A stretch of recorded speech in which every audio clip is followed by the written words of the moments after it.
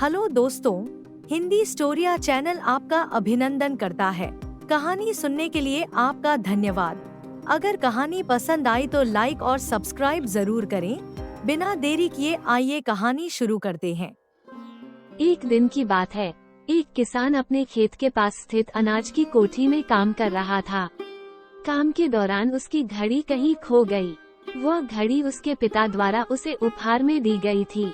इस कारण उससे उसका भावनात्मक लगाव था और उसने खुद भी घड़ी खोजने का बहुत प्रयास किया।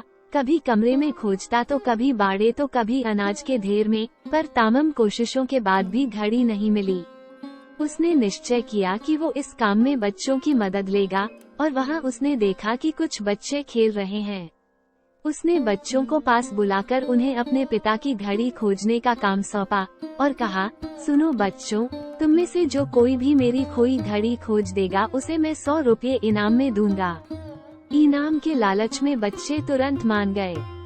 फिर क्या था, सभी बच्चे जोर शोर से इस काम में लग गए। वे हर जगह की खाक छानने लगे, ऊपर नीचे, बाहर, आंगन में, हर जगह, पर घंटों बीत जाने पर भी घड़ी नहीं मिली। अब लगभग सभी बच्चे हार मान चुके थे और किसान को भी यही लगा कि घड़ी नहीं मिलेगी। तभी एक लड़का उसके पास आया और बोला, काका मुझे एक मौका और दीजिए, पर इस बार मैं ये काम अकेले ही करना चाहूँगा। किसान का क्या जा रहा था, उसे तो घड़ी चाहिए थी। उसने तुरंत हाँ कर दी।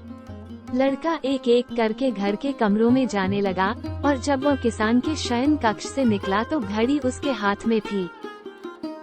किसान घड़ी देख प्रसन्न हो गया और अचरज से पूछा, बेटा कहाँ थी ये घड़ी, और जहाँ हम सभी असफल हो गए तुमने इसे कैसे ढूंढ निकाला? लड़का बोला, काका मैंने कुछ नहीं किया, बस मैं कमरे में गया और चुपचाप बैठ गया और घड़ी की आवाज पर ध्यान केंद्रित करने लगा। कमरे में शांति होने के कारण मुझे घड़ी की टिक टिक सुनाई दे गई, जिससे मैंने उसकी दिशा का अंदाजा लगा लिया और अलमारी के पीछे गिरी ये घड़ी खोज निकाली। दोस्तों, जिस तरह कमरे की शांति घड़ी ढूंढने में मददगार साबित हुई, उसी प्रकार मन की शांति हमें लाइफ की जरूरी चीजें समझने में मददगार होती है। हर दिन हमें अपने लिए थोड़ा वक्त निकालना चाहिए, जिसमें हम बिल्कुल अकेले हों, जिसमें हम शांति से बैठकर खुद से बात कर सकें और अपने भीतर की आवाज को सुन सकें। तभी हम लाइफ को और अच्छे ढंग से जी पाएंगे।